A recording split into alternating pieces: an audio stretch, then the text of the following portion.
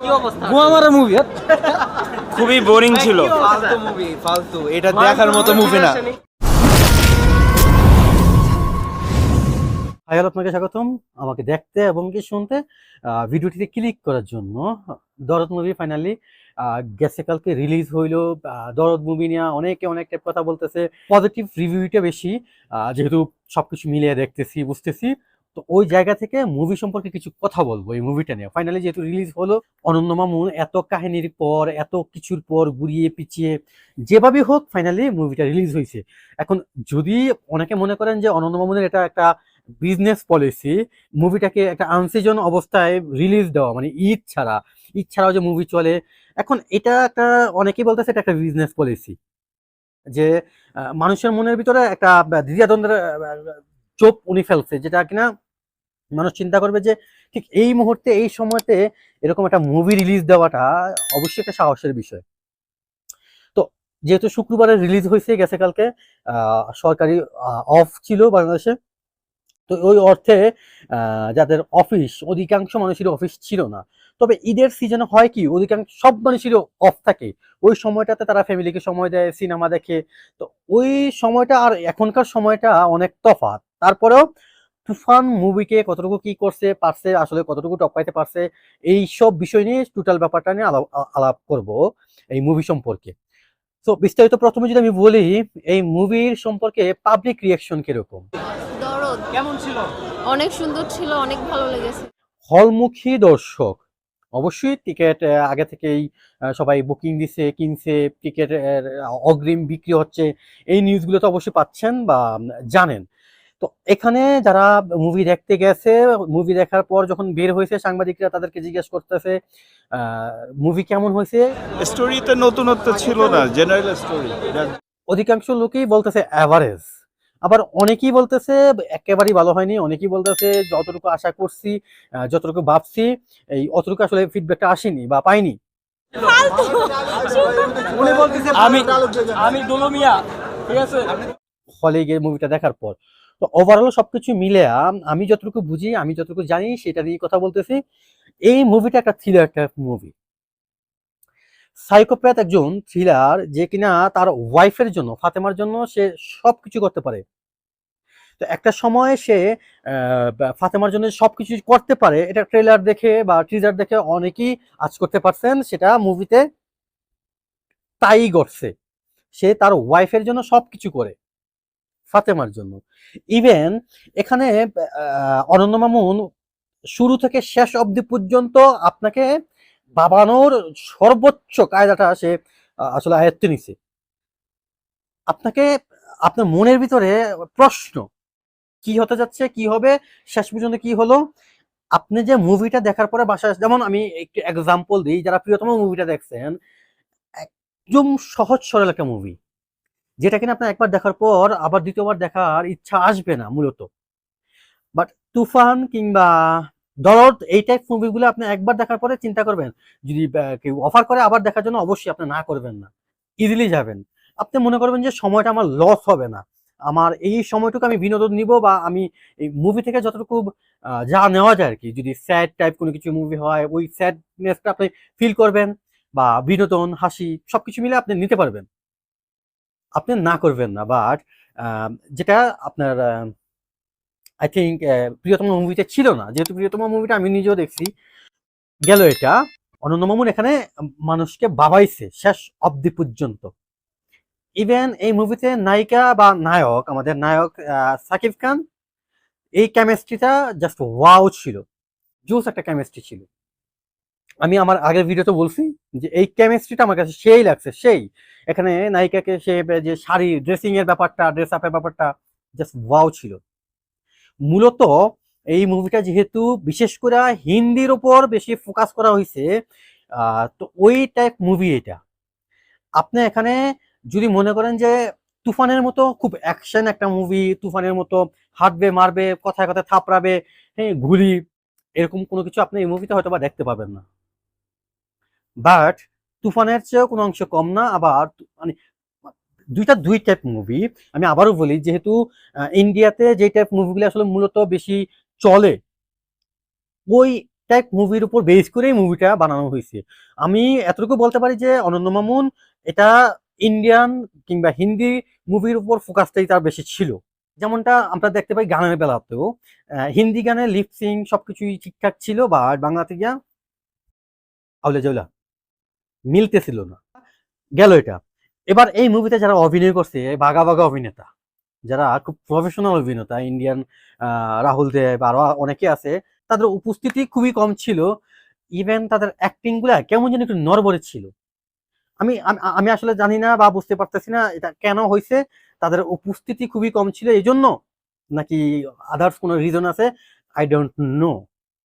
এখানে পুরো মুভিটা, যদিও আপনি যদি প্রিয়তমা মুভি ধরেন, তুফান মুভিটা ধরেন, ইভেন এই দরদ মুভিটা, পুরো মুভিটাই একটা ক্যারেক্টার উপর বেস করেই, মানে একজন ক্যারেক্টার উপর কাঁধে দাঁড়াই ছিল। যদি এই মুভিতে আপনি মনে করেন যে কার অভিনয় কিংবা সবকিছু মিলা কার ওপর বেস করে মুভিটা আসলে দেখবে হলে দর্শক, সেটা সাকিব খান। অবশ্যই পুরো মুভিটাকে টেনে নিচ্ছে সাকিব খান, তার অভিনয় দুর্দান্ত অভিনয়। যারা তুফান মুভি দেখে মনে করছেন যে সাকিব খানের অভিনয় এই প্রথম দেখলাম, সাকিব খানের কেরিয়ারের সেরা মুভি, যেমনটা প্রিয়তমা মুভির বেলা তো বলছে অনেকে, বিশ্ব সাকিবিয়ান আমরাই বলছি যে সাকিব খানের কেরিয়ার এটা হয়তো সেরা মুভি। যখন আবার তুফান রিলিজ হইলো, আবার সাকিব খানের কেরিয়ারে এটা সেরা মুভি।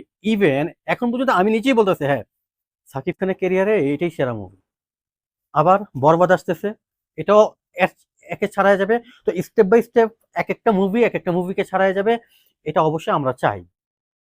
আমরা তো পুরনো কিছু নিয়ে পেছনে, কেউ পেছনে ফিরে তাকাতে চায় না, সবাই সামনের দিকে আগাতে চায়। গেল তো এই তাদের অভিনয়গুলো সবকিছু মিলে আমার কাছে একটু যাদেরকে মূলত আমরা প্রফেশনাল অভিনেতা বা ইন্ডিয়ার মধ্যে খুব পরিচিত মুখ, তাদের উপস্থিতি খুবই কম ছিল। আর ওই অভিনয়গুলো বিশেষ করে পুলিশের চরিত্রে যে আপুটা অভিনয় করছে, তার নাম এই মুহূর্তে আমার মনে আসতেছে না, তার অভিনয়টা খুব অনেক ল্যাগি ছিল। আমি জানি না আসলে কেন এমন হয়েছে। গেল এটা। মুভির প্রত্যেকটা গানই রিলিজ হয়ে গেছে, একটা গান স্যাড গান, ওই গানটা বাকি আছে। এই গানটার মধ্যে সবচেয়ে মেইন আকর্ষণীয় এখানে, আমি এখানে কিছু বলতে চাচ্ছি না, এই জন্যই স্পয়লার হয়ে যাবে। বাট এই যে এই গানে যে স্যাড একটা গান, আমাদের ইমরান মাহমুদ ইতলো, হ্যাঁ উনি গানটা গাইছে, উনি ওনার সর্বোচ্চটা দিয়ে গাইছে গানটা। এটা একটা আকর্ষণ এই মুভির, এই গানটার জন্যই মুভিটা সবাই দেখবে আমি মনে করি, এটা আমার ব্যক্তিগত মতামত। এই গানটা সুপার ডুপার একটা গান, স্যাড সং, অস্থির একটা গান। জাস্ট এই গানটার জন্য মানুষ মুখিয়ে পড়বে এই মুভিটা দেখার জন্য। এখানে আরেকটি অ্যাড করি, লুট করেছো গানে দুলু মিয়ার ওয়াইফ ফাতেমা কেমন জানি একটু গুমরামুখে ছিল, ওরকম প্রাণবন্ত ছিল না। আমাদের সাকিব খান যেভাবে গানটা খুব আনন্দ নিয়ে গাচ্ছিল, মানে এখানে তার ওই সময়টাতে আর কি যেটা সে ক্যারি করতেছিল। বাট নায়িকা বিপরীত, ফাতেমা। এটার কারণ মুভিটা দেখলে বুঝতে পারবেন। ইভেন এই মুভিতে ব্যাকগ্রাউন্ড মিউজিকটা ছিল ওয়াও। আমি মনে করি একটা মুভির প্রাণ ব্যাকগ্রাউন্ড মিউজিক, যেমনটা তুফানে ছিল সেম দরদ মুভিতে তার ব্যাকগ্রাউন্ড মিউজিক ওভারঅল সবকিছু মিলে এই মুভির প্রাণ। জাস্ট ওয়াও ছিল। কালার গ্রেডিং, তারপর ক্যামেরা অ্যাঙ্গেল, যারা ভিডিওগ্রাফি করছে, যারা ক্যামেরায় কাজ করছে, সবকিছু ঠিকঠাক ছিল। বাট আমার লোকেশনে গিয়ে একটু কমপ্লেন আছে, যেটা আমার ব্যক্তিগতভাবে। আমার কাছে লোকেশনগুলো মনে হচ্ছে একদম নর্মাল, এখানে কোনো পরিবর্তন নাই, ঘুরাফিরা এক জায়গাতেই ছিল, বিশেষ করে কিছু কমন জায়গা ওই জায়গাতেই ছিল। লোকেশনগুলো নিয়ে আমার একটু হতাশা আছে। এর চাইতে বেটার কোনো লোকেশন আমাদেরকে প্রোভাইড করতে পারতো অনন্য মামুন, বাট সেটা করেনি, যেটা রায়হান রাফি তার তুফান মুভিতে করছে। তার লোকেশন, তার ব্যাকগ্রাউন্ড মিউজিক, ওভারঅল সবকিছু মিলে দুর্দান্ত ছিল। এই দরদ মুভিতে প্রত্যেকটা গানের বেলাতে নাচের বিষয়টা কেমন জানি একটু আনপ্রফেশনাল লাগছে। এখানে সাকিব খানের আসলে দোষ না, তাকে যেভাবে ইউজ করা হয়েছে।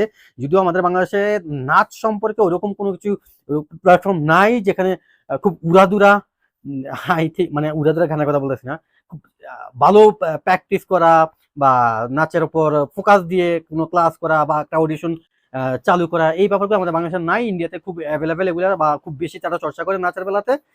তো এখানে নাচের বিষয়টা আমার কাছে একটু কেমন জানি লাগলো আর কি দরদ মুভিতে। বাট আপনি তুফান মুভিটা যদি খেয়াল করেন, তুফান মুভিতে আপনি উড়াদুরা গানে সাকিব খানের নাচ, মুদ্রা, এই যে ড্যান্সের মুদ্রাগুলো দেখেন, আর দরদ মুভিতে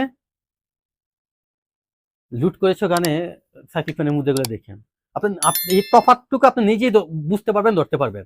তো এখন আমাকে অনেকেই প্রশ্ন করতে পারেন, যে কমন একটা প্রশ্ন, যে আপনার কাছে কি তুফান বেশি বেটার মনে হয় নাকি দরদ? আপনি কোন মুভিটাকে আসলে প্রথমে রাখবেন? দেখেন, দুইটাই সাকিব খানের মুভি, তবে পরিচালক ভিন্ন। দুইটা মুভি সুপারহিট আমি যতটুকু মনে করতেছি ঠিক এখন পর্যন্ত, যেহেতু দরদের একদিন গেল মাত্র। তো এই দুইটা মুভি সুপারহিট দুই দিক থেকে, দুই রকম অডিয়েন্স। একটা লেভেলের অডিয়েন্স, একটা লেভেলের অডিয়েন্স যারা তুফান দেখে মারামারি, কাটছিট, এই রাজনীতি, এই বিষয়গুলো নিয়ে যারা পছন্দ করে, তাদের কাছে তুফান টপে থাকবে দরদের চাইতে। আবার যারা সাইকোলজিক্যাল বা থ্রিলার টাইপ মুভি, সাইকোপ্যাথ আর কি, এই টাইপ গল্প পছন্দ করে, সে প্রেম থাকবে, ইভেন তাকে সবসময় ভাবাবে কি হতে যাচ্ছে, কি হবে, তাদের কাছে দরদ মুভি টপে থাকবে। তো এই দুইটা ক্যাটাগরির মানুষ, দুই ক্যাটাগরির চিন্তা ভাবনা নিয়ে যেহেতু থাকবে, তো দুই রকম ভাবে এই মুভিটা দুই পক্ষের কাছে টপে থাকবে। আর যারা বিশেষ করে সাকিবিয়ান, তাদের কাছে তুফানও ভালো লাগবে, তুফানও টপে থাকবে, দরদও টপে থাকবে। সাকিবিয়ানরা সাকিব খানকে অনেক ভালোবাসে, অনেক ভালোবাসে, এটা প্রুফ। আমি অনেকভাবে, অনেক গ্রুপ বলেন বা অনেক জায়গায় এটা প্রমাণ পাইছি। সো এই ব্যাপারটা নিয়ে সাকিবিয়ানদের কাছে আপনি প্রশ্ন করে দেখেন তারা কি বলে। সো ওভারঅল মুভিটা জোস ছিল। আমি রিকোয়েস্ট করব ফ্যামিলি নিয়ে আপনি মুভিটা দেখতে পারেন। এখানে আপনার টাকা টাকা নষ্ট হবে বা এরকম কোনো চিন্তা ভাবনা আসবে না। আপনি মুভিটা দেখে আসার পরেও, বাসায় আসার পরেও আপনি চিন্তা করতে বাধ্য থাকবেন যে কি হইল, কেন হইল, কি হচ্ছিল, সেইটাই মুভি। সো ভিডিওটা বেশি বড় করবো না। ভিডিও যদি ভালো লাগে অবশ্যই লাইক করবেন, শেয়ার করবেন। এই ভিডিও সম্পর্কিত যে কোনো কিছু বলা থাকলে অবশ্যই কমেন্ট বক্সে কমেন্ট করবেন। আপনি যদি আমার চ্যানেলে নতুন হয়ে থাকেন, কিংবা স্পেশালি যদি আপনি সাকিবিয়ান হয়ে থাকেন, প্লিজ সাপোর্ট মি। ভালোবাসা চাই, ভালোবাসা দিতেও চাই, নিতেও চাই। আমার চ্যানেলটা সাবস্ক্রাইব করবেন। আজকে এই পর্যন্তই, টাটা।